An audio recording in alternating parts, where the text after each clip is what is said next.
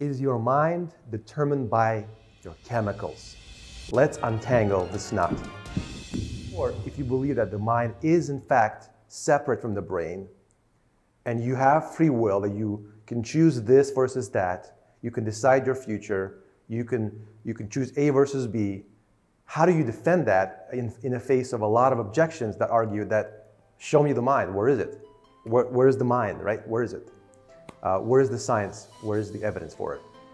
In fact, you have to understand that without this belief that the mind is separate from the brain, because if your choices are determined by your chemicals, that means that if you kill somebody, that wasn't your fault.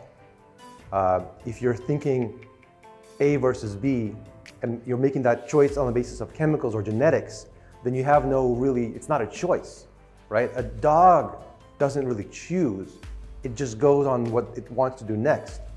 A robot, even like I have a vacuum cleaner robot at home, Roomba, right? It goes here and then there. It's an appearance of choice, but it's actually not choice because I know the programming in it, because I have a computer science background.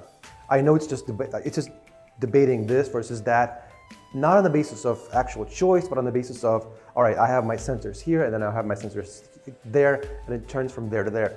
If that's how humans behave, that means you can't be corrected. That means you can't correct others. That means this video has no purpose because you either will believe it or not depending on your chemicals. And again, back to law and ethics, you can't really do anything wrong or right because it's just what the chemicals are telling you to do. So we have to push back against it. We have to push back against this idea that the brain and the mind are the same thing. We have to separate them as they classically have always been. Plato, Aristotle, right? All the great tradition of the last 3,000 years has taught that the mind is a thing, and the brain is a thing, and the mind sort of lives in the brain, as it were. What's the evidence for that? How do you prove that to somebody who's a skeptic who says, show me the evidence? The number one evidence for the mind as opposed to the brain is our free will, right? And there's a proof that we have free will. If you want to be philosophical for a second, here's a proof for free will. If you're not independent of the chemicals and the machinery in your body, then you can't prove anything. And if you can't prove anything, you can't prove there is no free will. To prove there is no free will requires you to have free will.